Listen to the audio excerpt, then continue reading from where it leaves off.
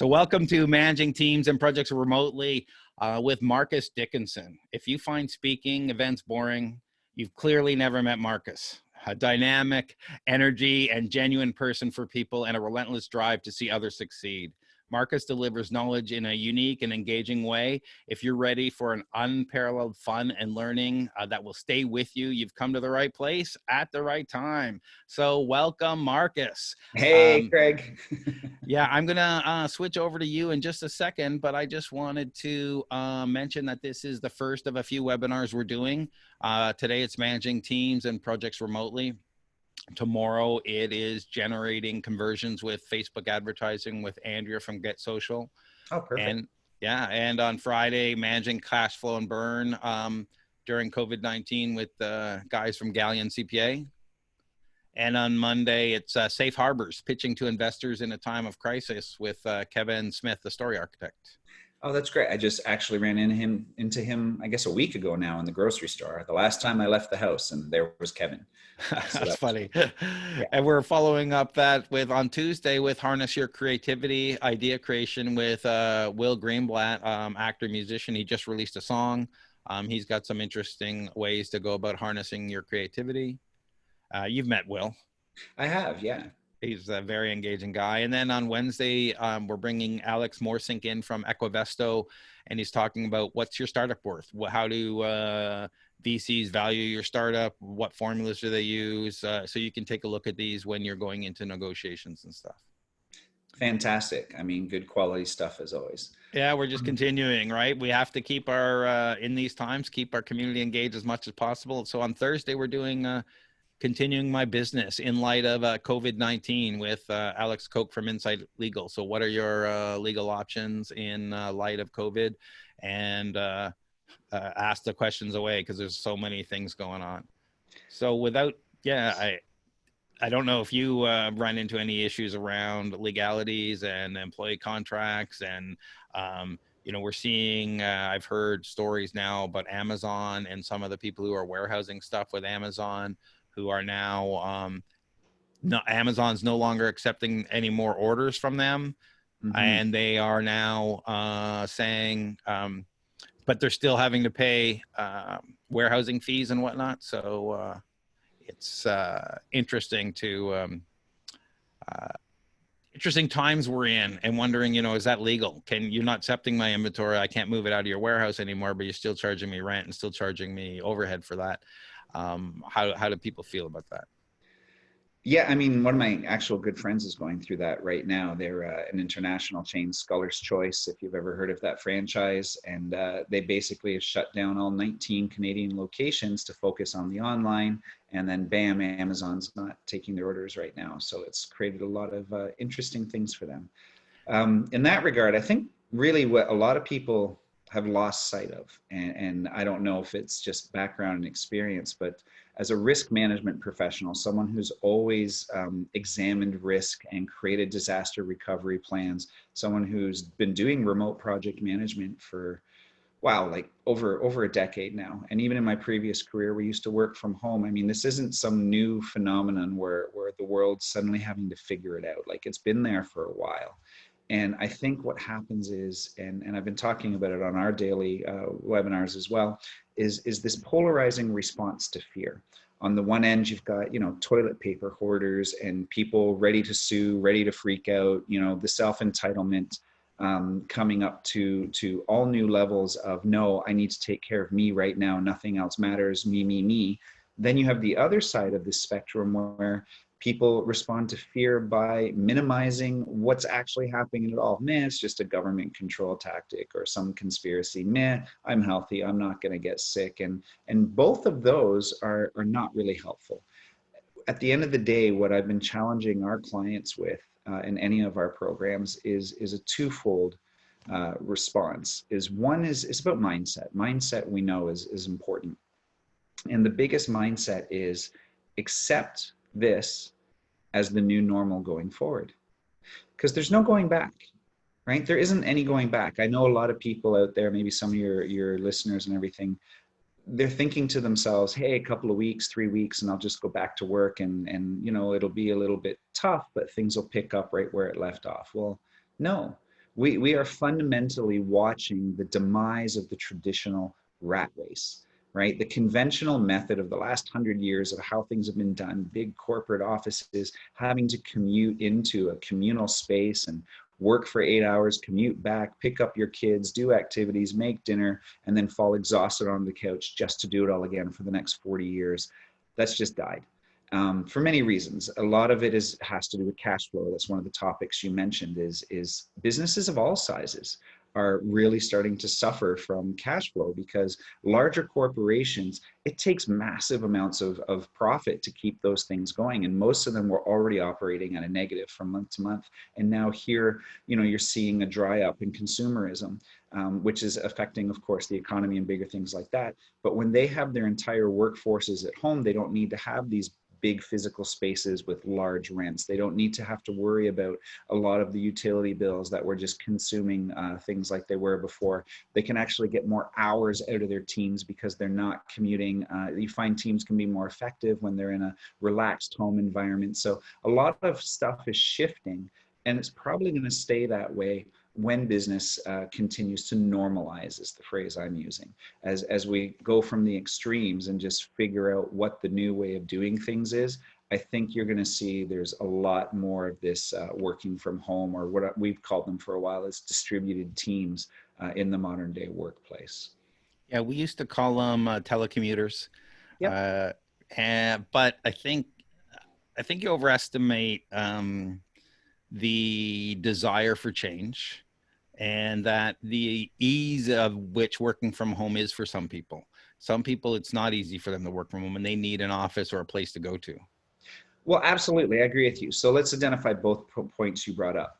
I don't think there's any desire for change, right? One of the whole fundamental principles that we use when we're pitching to any client, traditionally now more than ever, is everybody's like, yes, I love the idea of change. Don't change me, right? And that's how it goes. Like, all of us love the idea of change. Nobody wants to be changed. But because of this pandemic, because of this world shifting phenomenon, we're forced to change, kicking and screaming every step of the way. So I think point one, I'm not going to say it's irrelevant, but we have to change, because if we do not change, then we won't survive on many levels.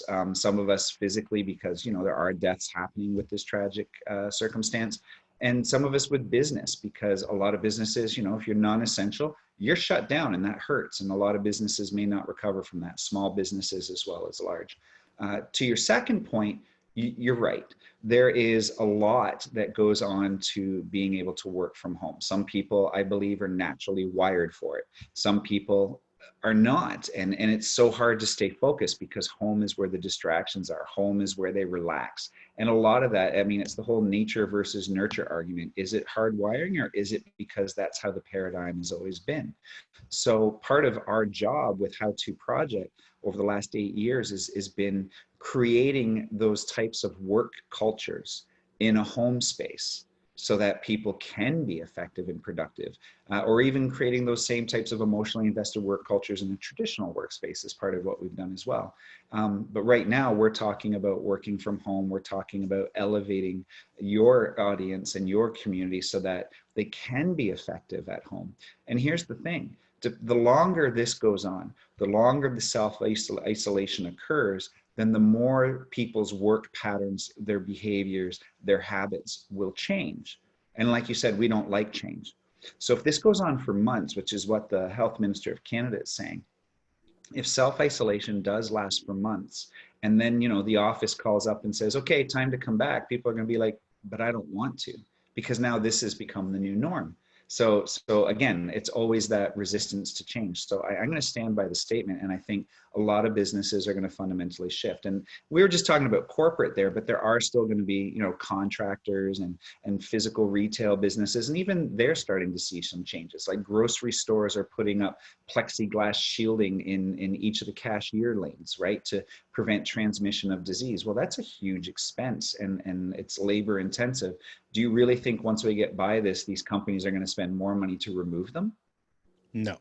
Absolutely not. Now it'll be justified as well, it will also reduce the risk of violence, et cetera, et cetera. So it's going to be a new paradigm, a new normal. It actually reminds me of back in World War One was the first instance of the modern world. It was the same type of thing. Everyone was at home, self-isolated for protection, and the government's like, okay, we're depleting money rapidly, supporting any for everyone, so we're going to introduce this temporary income tax.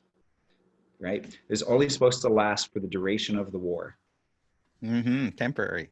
Yeah, still waiting for that to end. And so it's the same thing. All these temporary measures are being put in place, but we know from history, we know from studying ourselves as societies and people that a lot of this stuff's just going to stay in place. Of course. So when people are now under this new reality of working from home and managing teams, whether it's big or small, how do you maintain your culture, maintain your team, keep your daily meetings up? How do you do it? Right. And now that we got some people, I can see we have some attendees here. So, hey, everyone, welcome to the call.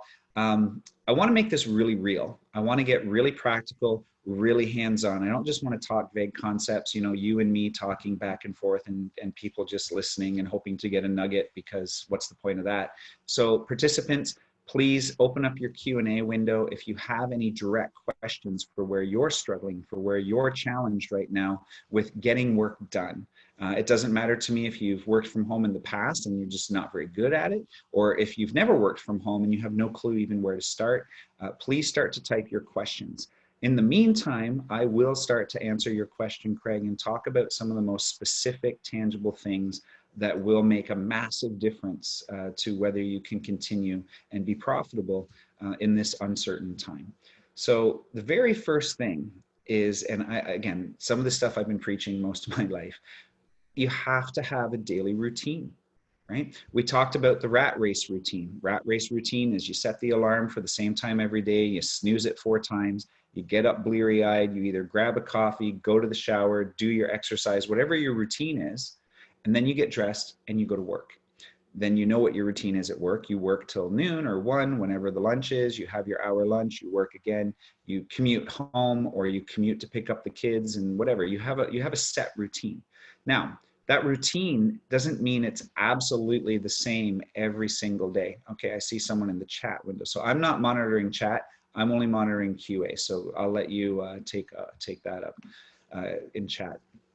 So when it comes to your routine, like for example, if your kid plays soccer every Thursday night, that doesn't mean you're leaving that slot open every single day. That's just your Thursday night routine. So we're very used to routines. So an effective routine is as follows. Wake up early.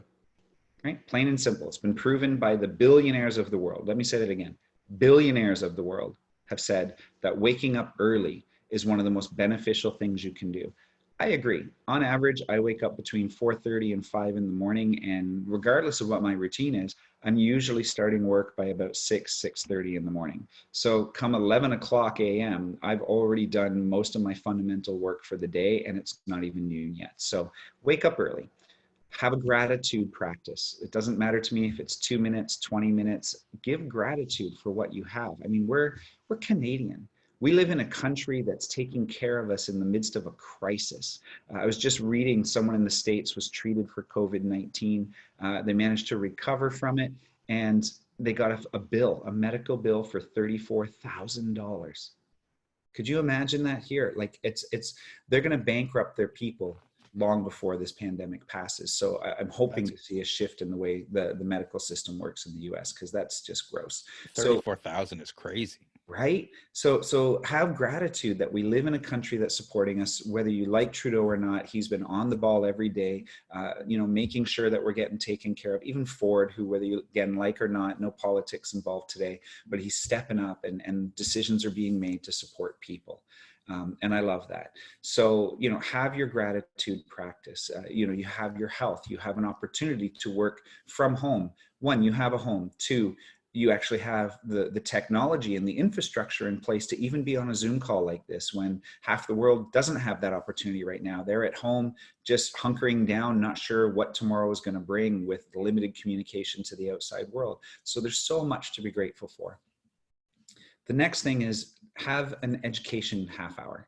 right? Whether it's Audible, whether it's a book, whether it's a meditation practice, spend a half an hour first thing in the morning before your brain's really up and processing actively.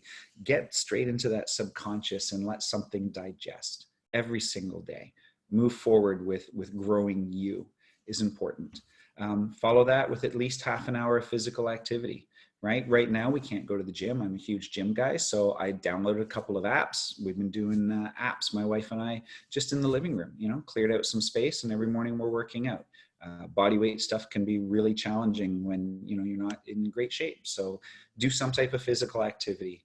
It doesn't matter to me if you're a breakfast person or not a breakfast person, whatever your routine is, but then have dedicated work time. And what I mean by dedicated work time is if you start normally, like let's say you don't work from home and you have to be at the office for 9 a.m., then be in your home office for 9 a.m., right? Close the door, set boundaries. Yeah, I've got a family, I've got screaming kids to take care of. Well, guess what? Figure it out. Like your work time is 9 to 5. If that's the time you choose, 9 to 5 is do not bother me. I'm at work, even if that's in the office at home with the door closed. Right. And there's always exceptions, just the same as if, my wife called me at the office and there was an emergency, I'm going to answer it. Same thing. If there's an emergency at home, answer it. But you must establish boundaries and respect them. And it's not only boundaries for those that are in the house with you, it's boundaries for yourself. Don't put the laptop on the couch, have the TV going in the background and think you're going to be able to, not pay attention to Netflix while you're working. It just won't work that way. So set yourself up for success from the beginning. Make sure you take mental breaks. Every 20 minutes, I have an eye chart on the far wall. So I'll relax, I'll do some breathing, I'll look over, and I'll just test my eyes, let them refocus on something at a different distance than my computer. It's how I take care of myself that way. Schedule your lunch, make sure you have lunch ready. Do meal prep on Sundays if you want to make that part of your schedule, right? And when work is done, be done, right? If 5 o'clock is your cutoff, that's your cutoff. But what does your evening routine look like? Because now you need to deal with your family. You need to spend time with them just like you would any other day. So that's the first step. I'm going to take a moment because we got Daniel in the Q&A and he's typed to us, I'm wondering what the new market opportunities are. Well, that's fascinating. Okay. So the reason this is so fascinating is, so having been a marketer for 22 years, that was actually my industry before I got into doing, the remote project management company and the business mentoring and all that. So being a marketer for 22 years, what I have seen happen over the last few weeks is that all the principles still apply. Even things like this, like for years I've been telling people, doesn't matter if it's perfect, freaking get on Zoom, do something, start having, these daily types of interactivities with people. And it doesn't matter, grow, figure it out as you go, nurture your relationships, give your community something that they want, right? That's marketing. And it used to be in the old days that, if you did it too much, you would see a drop off in viability. So here's a perfect example. The old formula for email campaigns used to be Monday, Wednesday, Friday. Monday, you give the educational email. Wednesday, you give the personal share email. And then Friday is your call to action. Okay, now that you love me, let's do business. And if you did more than that, your unsubscribe rates would skyrocket. And even then, on a 3 times a week, the average unsubscribe is from 15 to 20%, right? Now, emails are still good, but we've been putting out between 3 to 7 emails per day to our entire list. And you would expect like 100% unsubscribe rate because we're just bombarding people with information, relevant information. And our unsubscribe rate is less than 1%. Because people want that now. So the principle still applies, but any of that data we used to have, Daniel, any of that measurement we used to have is gone because that's changed. Things changed within the course of days. So when you're asking what new market opportunities are there, I'm facetiously, I'm going to say what opportunities aren't there, right? Like everybody is pivoting. And that's the whole idea is you have to figure out with that beautiful human creativity, how are you going to work in this new normal? And I'll give you a very specific example. And if you want to type to me what your market is, I'll even help you figure one out right now. So I'm working with a plumber. Obviously, things dried up for him overnight, pardon the pun, I guess, because nobody wants him in the house, right? Why would you? We're supposed to be in self-isolation, et cetera, et cetera. So how is he going to continue forward? Now, fortunately, we've been working together for a while, so he's got, enough money to get him through at least half a year. But in the meantime, he's not just sitting back and going, okay, I hope things get back to normal. Because like we said earlier, this is the new normal. So what are we doing? We've just discussed membership, monthly membership. And that monthly membership will contribute towards, any service calls that you have during the membership time. And what are the other perks of membership? Well, there's different tiers to the membership packages. So, the second level tier is also interior handyman service. The premium level tier is exterior handyman service. And it can be transferable, but it stays with you, the person, not with the house. So there's all these things we're working out. And the idea is to get membership, because even if he has 100 or 200 people in his list of existing clients that sign on, he's now got not only just guaranteed income coming in every month, but he's also going to have a lot higher lifetime client value, because why would they go to the competition when they got money banked with him in advance? Right? So it's pivoting and creating new market opportunities within traditional industries. Right. And of course, some of the other perks that he's working on is creating a Facebook group so that he can put tips and tricks there. Private YouTube videos can get thrown in there, doing webinars like this to educate people in real time on, how do you winterize your pipes and stuff like that. So all of this growing asset library is going to be of value to members. Right. And when it comes to advertising, like say you're doing a Facebook ad run, you could run, I'll use that same example, a fall special to winterize your pipes, $99, 50% off for existing memberships. Right. So there's so many opportunities to leverage upsales, to leverage like a bigger average sale, a better lifetime client value, like so many things to do. And this is a plumber. This is someone who has to be in your house, but he's already turning today. How is he going to start selling memberships tomorrow?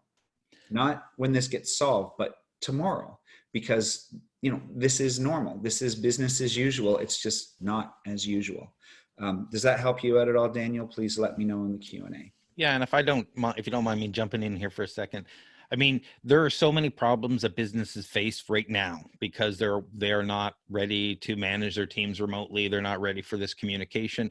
They're not ready to find and engage new clients in new ways when they had to go to trade shows and whatnot before, and they're all canceled. So there's a lot of ways to add value and find new market opportunities. I was even looking, I saw some news. I can't remember. I think Cabbagetown had a lot of break-ins last night. And so there's obviously security and remote monitoring opportunities for people, for local businesses that never thought of this before. What about delivery opportunities for local business so they have potential to stay open and not engage with clients under these circumstances? What about doing online opportunities for business who never thought about it before because they just didn't have to? So there is a whole slurry of opportunities here because these companies don't have their doors aren't open, or they can't get in front of their customers face to face like they're used to. So there's lots of opportunities. So yeah, Daniel, if you let us know what industry you're in, we can probably give you some examples. Back over to you, Marcus. Yeah, well, and actually based on what you said, I also want to, because I'm going to keep things real, I'm really going to encourage people to stay in their lane. Because right now, again, that fear mentality, it's like, oh, I can't go to work. I need a side hustle. I got to figure out something. I'll be a business coach, right? I'll be a life coach. I'll be a fitness coach. Like suddenly everybody is everything. And that is actually super dangerous, not just short-term, but long-term, because if that's not what you were doing before the pivot, then that's not what you want to be doing after the pivot, because, you have no credibility. And again, these types of things haven't changed, in the past. We should have been qualifying the people that we take on as vendors, right? So why would that be different now? So when people are scrambling and hustling and saying, yeah, but I can do your Facebook ads for you. Well, great. So you've done 3 or 4 Facebook ads for yourself. That doesn't make you a Facebook ads expert. So don't think suddenly that's what you need to do. And Craig's right, though. I'll give you another perfect example. I have a friend that owns a really nice pet food store in Vancouver, and now nobody's coming to the store. Right? So he could either be like, okay, we'll just wait for this to pass, or got together with his team, did some brainstorming, and overnight they realized, well, why don't we become a delivery service? right? Delivery of what? Well, dog food, obviously, because they're staying in their lanes. So now people are ordering online because that system was already there. And the team is still at work, but now they're delivering the product instead of people coming into the store itself. So that's an example of how you can transition within your lane. Let me just read this one really quick. Yes, this is very helpful. Thanks. I'm trying to listen to you and Will at the same time. So I'm so sorry if I'm she and have bad grammar. Okay. My market is self-help. I'm currently part of several social groups that are trying to self-organize, but seem to be having trouble because we usually meet in person. Yeah, perfect. So let's talk about that. Self-help. What do you think people need more than anything right now? And suddenly everybody's a medical expert, everybody's a self-development expert. So this is what you were doing before. I mean, look at Craig. It's a perfect example. Craig runs a lot of live events. How are your live events doing today? Yeah, not happening. Right. So instead, what he's doing is smart, because he's getting an online presence where he's not comfortable. I mean, if you saw him fiddling around before we started, you'd realize that this isn't perfect, but it doesn't have to be. So what he's doing is transitioning to online, and he's offering right now just his expertise, having other people come on so that his community is supported. He's not charging for it or anything right now, but guess what? It's really easy once he gets a little more comfortable to transition this into some ongoing live events that you do pay for. And then let's say things do normalize and Toronto Starts live events are going on again. Fantastic. But that doesn't mean these discontinue. Another friend of mine that I had on my daily just yesterday, she and her partner over the last 10 years have built up what's called the Diva Girl community. And they have always been primarily an online community that offers an in-person live event add-on. Right now, they've taken that add-on away, but their fundamental business model is the same. So same for you. Right now, look at marketing. Look at the opportunity here to have, 12 people on, and you're serving your existing community. You're helping your existing community with your expertise. That's what needs to be demonstrated right now, is your ability to adapt. And especially as a self-help expert, your mindset cannot be, but I don't know what I'm doing, because that's going to get you paralyzed in fear. So with your own mindset, say, okay, done beats perfect. Take that scary step. Doesn't matter if you got poopy pants or not. When you get there, no one's going to see it because you're on a small little screen, right? So just do whatever you need to do to move forward. And get yourself out there. Start the Facebook Live, start the Zoom calls, make more posts on social media, and get out to your audience. Another wonderful opportunity, back to Daniel, and this is one that I've been preaching for a while too, I do a lot of that, is it's not about new leads right now for most people. For most people right now, I'm talking specifically to people that own their own business. So if the 12 of you, part of the Toronto community, you own your own business, and everyone's like, but leads. Okay. In the best of times, I say, don't worry about leads until you know how to nurture your existing clients for more business. So look at your email list right now. Is it 10 people? Is it 10,000 people? Talk to them. Ask them, what are they challenged with right now? What are they afraid of? What do they need? The three greatest questions you can ask them is, what would they like you to start doing that you're not doing, stop doing that you are doing, and keep doing? Ask them. And the reason you ask them is because they already are doing business with you. They already like you. They already trust you. So why freak out about all this potential newness out there when you have existing support from people that want you to succeed? So today, reach out to them by email, by text, by call, whatever you need to do, and get their valuable opinion on things, because they're going to help you get forward in business so that you can serve all of them better. Why do you think, again, back to Craig, that's why he's online. Did he have to be online? No, but he asked. He asked people, what do you want? And what they want is support. They want other experts to come on and help them. They want Toronto Starts or Startup Toronto. I never remember how to say it properly. It's Toronto Starts. You had it right the first time. Okay, perfect. To keep going, right? They want to have that connectedness and community more than ever, because self-isolation can suck, right? So just think differently. Okay, back to you for a sec, Craig. Yeah, we opened up our Slack group as well. I mean, we're opening up to our community. Some of our startups in our community help other startups, so we're trying to get them on our webinars. We're doing more video interviews to get our community together. If we're talking about market opportunities and strategies, I've been thinking a long time about how to charge a membership fee for Toronto Starts. So once I have about 50 of these videos, as well as some of my online courses that I'm working on, I put that behind a paywall, give you discounts to my live events when they're happening, and that might be worth $50 or $100 a year. And that becomes a revenue model. So Yeah. there's lots of opportunities here, just looking at engaging your audience and giving what they want in this brave new world. Right. And now to add to that, so step one was having a daily routine. So step two is understanding business rhythm, business pulse, whatever you want to call it. And that is as follows: daily, weekly, monthly, quarterly, annually, right? That's what we work in. So your daily activities matter. Every week you're reviewing stuff. Every month you're making changes. Every quarter you're making bigger changes. And every year you're making sure you're still on track with your original vision. So Craig, as he does this and embarks on these new things, sure, he might introduce a membership model. Is that it? He just does it and it's done? No, he's going to ahead of time set goals, set things he's going to measure, and then he's going to actually measure them to see if it's working. And if it's working, he'll keep doing it, tweak it, see how he can make it work better. But if it's not working, it's gone, because that's what you need to do. Now, if we typically have a year to do these types of things, well, that's gone right now. Everything needs to shrink.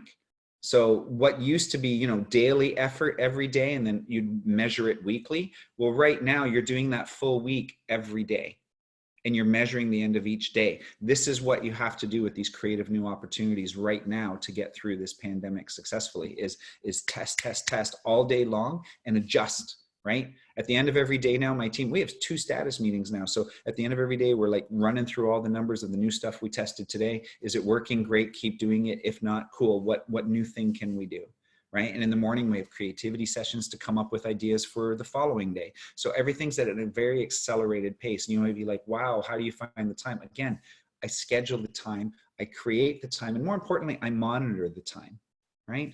Apps like Rescue Time, it's on your desktop, it's on your smartphone, and it just sits there quietly in the background and pays attention like a keylogger to what you're spending your time on. And at the end of each week, it'll give you a full report of, wow, dude, you spent 24 hours on Facebook this week, and you're wondering why you have no time. Well, 24 hours of it was on Facebook. Imagine what you could have done with that 24 hours, right? So be cognizant of where you spend your time. That's always been one of the biggest contention points in my business. I'm a huge fan of time tracking for individuals and for teams. And some of the, responses I get is, but, everyone's on salary, so why does time matter? Well, how do you, establish your pricing model, for example? Do you just arbitrarily come up with numbers, or do you monitor how long it actually takes to do things, right? Same thing with your own time blocking. If you're blocking 8 hours a day to work and you're only getting 1 or 2 things done, and you think you should be getting more things done, well, then that tells me that you don't have a historic time record to see how long it actually takes you to get things done. And then again, that'll help you quote better, because if you quote to your client, it's going to take 3 hours and it takes you 8 hours, that's not profitable, right? But if you start to track it and you're averaging at 8 hours, then you can tell your client, I got to charge you for 8 hours. And they'll be like, okay, I'll pay for 8 hours. Now you're profitable again. So monitoring how you spend your time is infinitely valuable and so underrated by people, because people don't want to do it. But there's so many tools out there. I said Rescue Time. There's other platforms that will monitor your time or allow you to do time entry. And it becomes so easy that it's almost mandatory.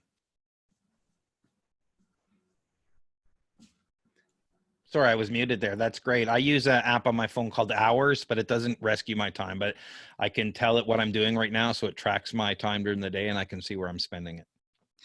Right. Perfect. And so that leads us to point number 3 in working from home. Point number 3 in working from home is you need to have yourself a project management tool, online, cloud-based, accessible from anywhere. And again, like we talked about for testing new market opportunities, you have to have criteria that matter to you when selecting any tool set. Right? So for example, our tool of choice is teamwork.com. We love teamwork.com, mostly because we've been a partner with them for the last 11 years. We're their only gold partner, their #1 worldwide training partner. So we know that software better than most of their team does, because we've been around longer using it. And what I like about teamwork.com, and here's some of the criteria I want you to consider, whether it's Asana, Jira, Trello, whatever it is you want to use, here's the criteria I want you to consider. 1, what is the cost per license, per seat, per team? How does it work? Is it per project? What is it going to cost me as I scale? 2, well, can it track time, right? 3, can it help me with workload and management and resource forecasting? That's important. 4, does it have templating capabilities? Because whether you want to admit it or not, 80% of what your work is can be templated. 20% of it, kind of unique circumstances, but for the most part, we do the same thing again and again, just with different data, right? I mean, you build a website, websites are websites are websites, and all the web developers are like, no, that's not true. Look, I've been building them for decades. They're all fundamentally the same thing with just different content, some different tweak features, but everything's plugins, everything's this, everything's that. So you can template a lot of stuff. So make sure you can template.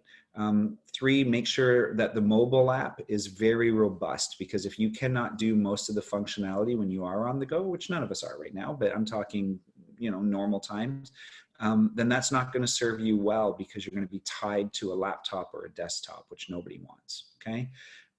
Any other considerations you have, make sure to write them down ahead of time so that as you're evaluating, your emotions don't get up. Another one I like myself is usability. Right? If it's not easy to use, then my team's not going to use it. Does it have an API? Does it have the ability to talk to other programs? Like, can you export to QuickBooks directly? Can you export to any other tools you use, like your proposal software or anything like that? Does it have a boards view? My team likes to work in boards views. So, does it have a robust boards view, drag and drop, again, back to the usable interface? So these are all the kind of things that you need to ask yourself, what do I need in the ideal scenario? And then, of course, back to costs again, how do they package it? What are their tiers? You look at something like HubSpot, and I apologize, HubSpot lovers, HubSpot's great when it's free. But the second you want to do anything robust, it jumps to like what, $800 US a month? Like, come on. You can get incredible packages for $100 US a month or less. Right? You don't need to go and spend that kind of money simply because they market themselves so well and tell you to be a big agency, you need to spend big money. Like, no. So evaluate what's realistic for your budget. What's the return on investment? And then allow your business to pay for itself. If you get into HubSpot later because it becomes a profitable part of your business, more power to you, right? So those are all the kind of considerations up front, and you can do that today.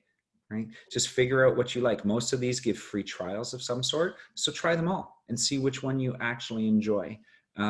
Craig's probably going to put my info on this. So if anybody wants to reach out to me and, get my help in assessing what tool would be good for their industry, I'm happy to do so. So again, a little plug for Teamwork, and I'll tell you why. 22 years experience in this industry of digital marketing. I've worked in construction. I've worked with health and wellness. I've worked with large corporations in retail. I've worked with chiropractors, physiotherapists, government organizations, banks. I've been all over the place. And 95% of the customers I've worked with, teamwork.com is the best solution for them. Cool. I've used Zoho. I've used, sorry, my mic was moved away. I used Trello. I've used Basecamp. Right now, I personally use OmniFocus just because my team is really small. Right. Well, and again, so here's another strategy I like to use for people, even if it's really small, even if it's a team of 1. It's really fun for me to get people to do an organizational chart. Right? And the organizational chart isn't based on how many people are in your team. It's based on how many roles are represented. So for example, let's do this really fun with you. Who's your CEO, Craig? That'd be me. Okay. Who's your marketing director? That'd be me. Cool. Who does your web development? That'd be me. Graphic design? That'd be me. Facebook ads? Mostly me, but sometimes Andrea. Okay. Event management? Me and sometimes Megan. Perfect. Invoicing? Me. Follow-ups? Me. Lead generation? Me. Right. Have you ever broken it down like that before? Not quite like that. Right. So the reason that's important is because now you have a picture of what your company could become. Right? And as you start to look at tools to support that, look at what the end goal is, not at where you currently are. That's only one consideration. If you look at the end goal of where you could be, what you need is a product that is good for you now, yes, but is also scalable to where you want to be. Because as you start to grow, doing a data migration across systems can be a very painful and costly experience. And I've actually seen smaller businesses die during that process. So it's really important. It's also good to find out, where most of the workload is, because back to workload management and resource forecasting, you can see that, okay, right now Craig is responsible for most of what's happening. As the revenues grow, he can start to monitor again through something simple like time tracking. Where is most of his time spent? And then that's the first hire he's going to have, is to get someone to do that thing that's taking most of his time so he can focus on other things. And this is really how you scale. Separate conversation from working from home in a way, but still very important to understand, because even if you're working virtually, knowing the organization of your company, what the roles and responsibilities are, and then looking at a tool that can help support that collaboration is imperative. We all started with Basecamp. Nothing bad to say. I mean, Basecamp was great in its day. It's where they all came from. Trello's great. A lot of people use Trello for free. The challenge I have with Trello, for example, is it's not scalable, really. Right? I don't like Trello. No, I mean, it's great. It's a board view. It introduces people to a board view, but it's really light on details, and details are everything. So it's good if you just want to fly through a to-do list, but it's not really a management tool, in my opinion. So yeah, there's tons of them out there. Again, from Mondays and Asanas and Jiras and Zoho. Zoho is a phenomenal product suite. It doesn't tick off all the criteria though, and I'll tell you some of the ones it doesn't meet. It's ugly AF. It's really a hard product to use. It was built by developers for developers. So if you're not tech savvy, you may not enjoy Zoho. Zoho One licensing, so it ticks off the pricing box. It's an amazing price at Zoho One. It's $45 US per person for 40 different products, from marketing and social media to CRMs to everything you could imagine.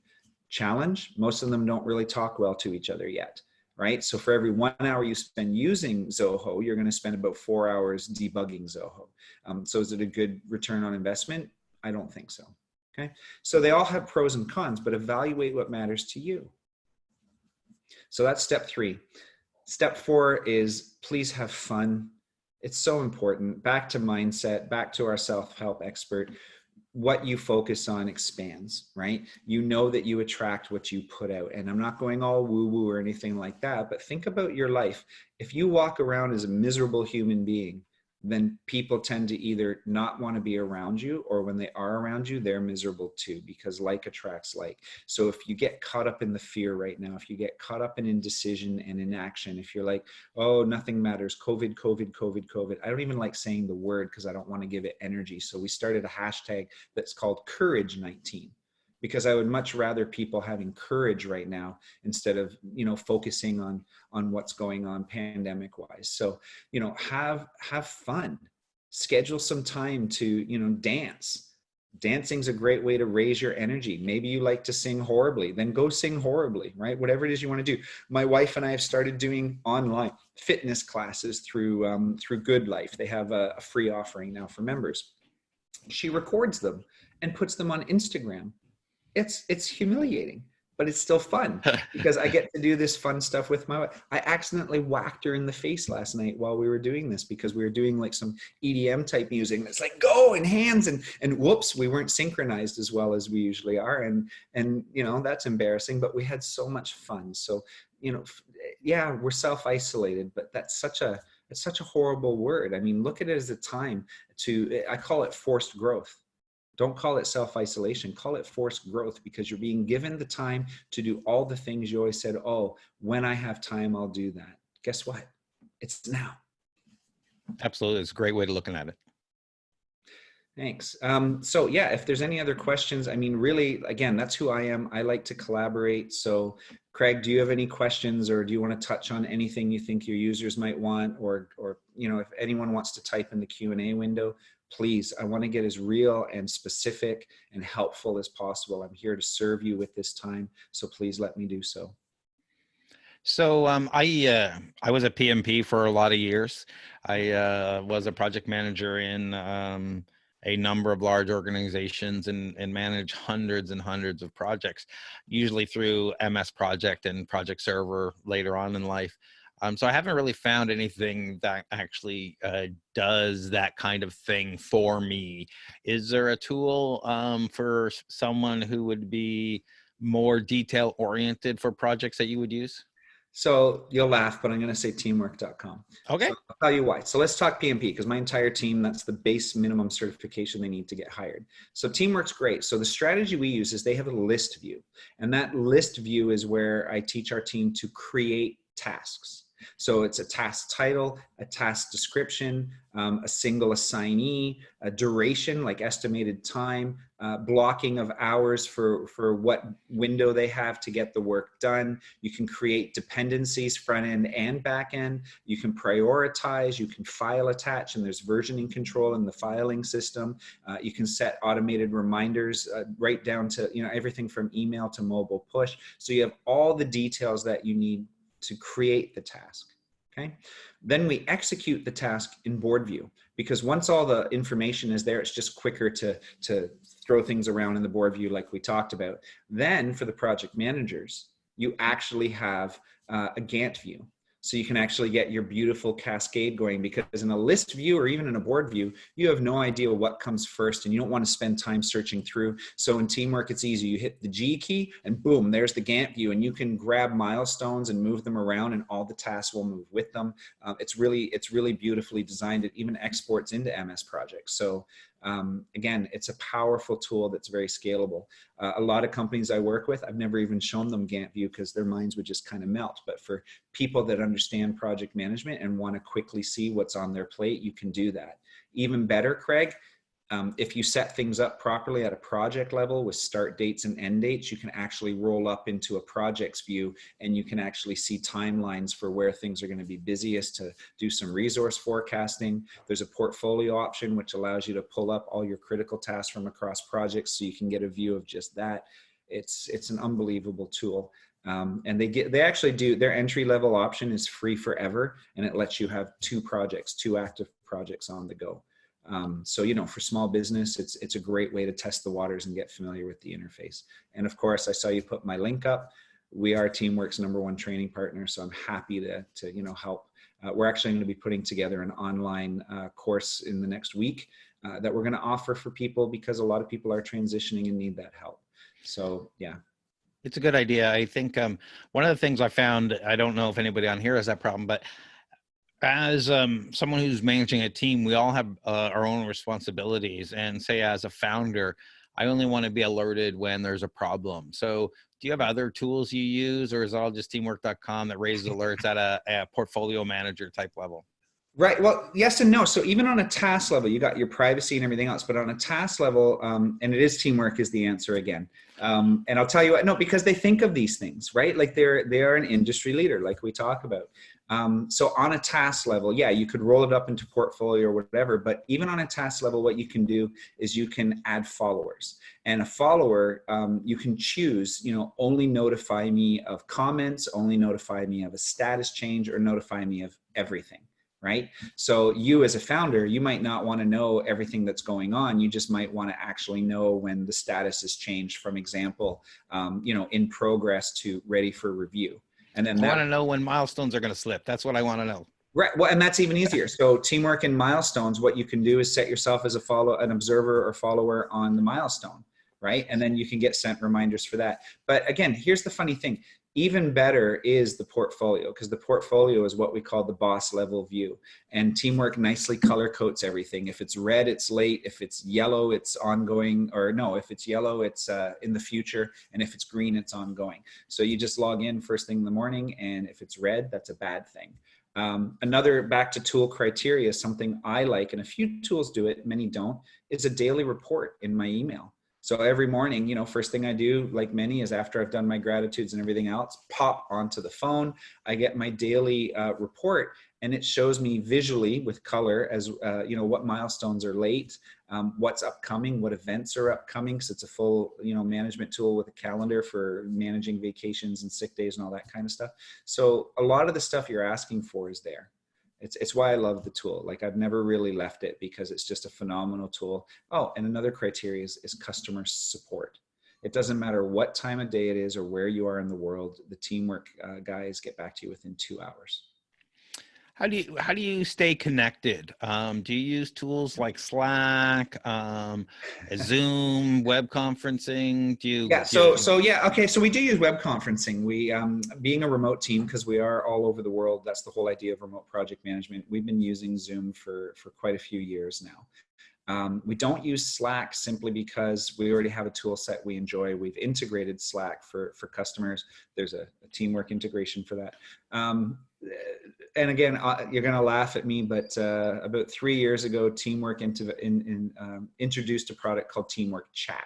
And it was a separate platform, and it stayed in beta for a long time. And it just didn't really go anywhere as a separate platform. So what they did instead is they integrated it into teamwork.com. So every project has its own chat channel.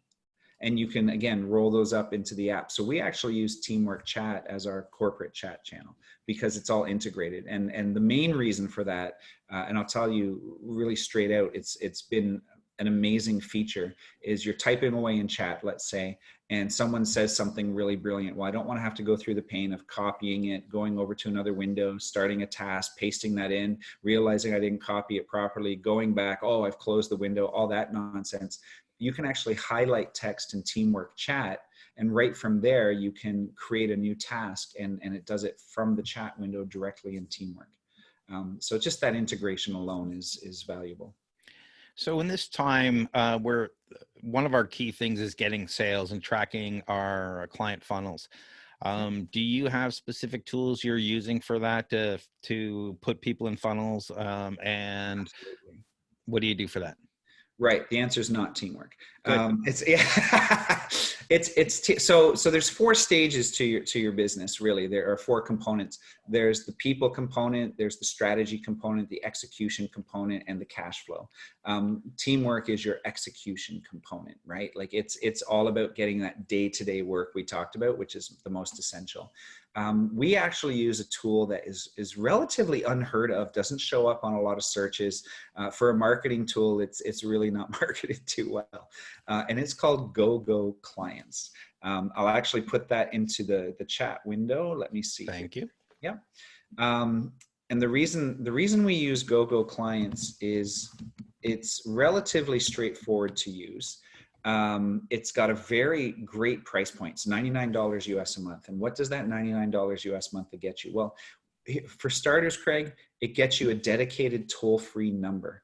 And that toll-free number can be used where if you, and you've seen my cards for this, you can have prospects or users email that number through text, like send their email address through text, and it will respond to them and say, cool, thanks, what's your first name so I know what to call you? And you now have a CRM record with their phone number, their email, and their first name. From, like any good CRM, it has a strong CRM marketing component. So you can set up triggers and action sets to start autoresponder campaigns like email campaigns, text campaigns, that type of stuff. So it's very robust in that way. That same phone number, that toll-free number, which again, no additional cost, no cap on usage or overages or anything like that. If they call it, there's a voicemail system. And you can have just a generic voicemail that says, hey, don't call us, text us or whatever. Or you can actually have a little 2-minute recording that says, hey, you want to know about startup drinks, press 1. You want to know about our business accelerators, press 2. You want to know about our new webinar online courses, press 3. And the moment they press any of the extensions, which again is more voice recordings, the moment they press it though, the system now catches it and can trigger autoresponders again. So if someone is interested specifically in that thing, you can now send them your educational email stream with your call to action to say, hey, here's the stuff you asked for, let's get going. It has built-in landing pages. It has the ability to integrate via things like Zapier with, like catch and post and that kind of stuff. So you can actually automate things from your Facebook lead ads, from basically anything that can talk to Zapier, you can automate it through there. It's got the ability to do mass emails built in, and you get 350,000 email credits a month. I don't know about you, but I'm not sending more than 350,000 emails a month. So it's a good cap for me. Again, strong support. It's got deals, allows you to do custom stages throughout your deals. It's got appointment calendars and reminders. And like I said, with Teamwork, it's got that daily report that comes to your email every morning to tell you what's on your plate. So between those 2 platforms, It's been fantastic. And yeah, and the email templating is nice and easy. You can do video embeds. You can create different folders for different things and standardize your look and feel of your header and your footer. It even, one of my favorite things it does in emails is called intelligent links, right? So even when you send someone an email, let's say for this Zoom meeting today, if you put that in there as an intelligent link on your text, as soon as someone clicks it in your email, you can trigger an autoresponder event within the system. So they don't even have to do anything on another page they go to. Simply by clicking the link for this Zoom call, you can start sending them emails or texts saying, hey, we saw that you were interested in our Zoom series. Here's some more information. So the touch points this thing offers for the price are unparalleled. And it's a great little tool that was recommended to us about 1.5 years ago. So back in January, not too long ago now, but back in January, we did a full systems migration. And this was one of the tools we migrated our entire marketing effort towards. It sounds amazing. I'll have to check it out. Yeah, and they have a free trial like everything else, and it's great. It even has birthday reminders. It has an add-on product where you can actually send out physical postcards on certain dates automatically to people. So there's a lot of functionality in there. It's a great product. I haven't seen any other questions come in, so no, me neither. Unless you have something else to say, tell us a little bit about you and where people can find out more. Yeah, sounds good. So we actually have 3 properties. Our main product is howtoproject.ca. That's where we focus on remote project management for larger organizations. That may or may not be you, but if you need some help with remote project management, integrations, as well as actually managing projects for you, then give us a shout there. You could also go to limitlessresultsworldwide.com, where we offer our stage 2 business mentoring programs. What is stage 2? I love the way that you say it, Craig, so please have at it. Yeah, I like to say that I create pirates. Basically, as a startup, you got to do everything yourself and as much as possible and get a band of team together, a patchwork team to run your organization. But eventually you have to turn your pirates into navies, and that's where Marcus comes in. Right. So yeah, our business mentoring programs, we actually just recently won an award for it. So that was pretty exciting, our first award. They're wonderful. They're the only legally backed guarantee in Canada to double your revenue within 12 months, which is pretty exciting. And then a new product offering that we're working on, you can go check out the site, it's not quite finished yet, is onethingworkshop.com. And that's something we'll talk about another day because it's brand new, very exciting, and I know you will be someone involved in that for sure. So I can't wait to see how that unfolds. Yeah, that sounds great. And thank you for taking the time out to be with our audience today. And I wanted to mention to our audience, don't forget, we're doing these at noon every day. Check out torontostarts.com for the list of stuff that's coming up. Actually, every weekday. We're taking Saturdays and Sundays off for now. And so there's plenty of content to come forward, and let us know what else you want to hear, what topics you want to see, and we'll get them booked in the lineup. Thank you very much. Awesome. Thank you for having me today.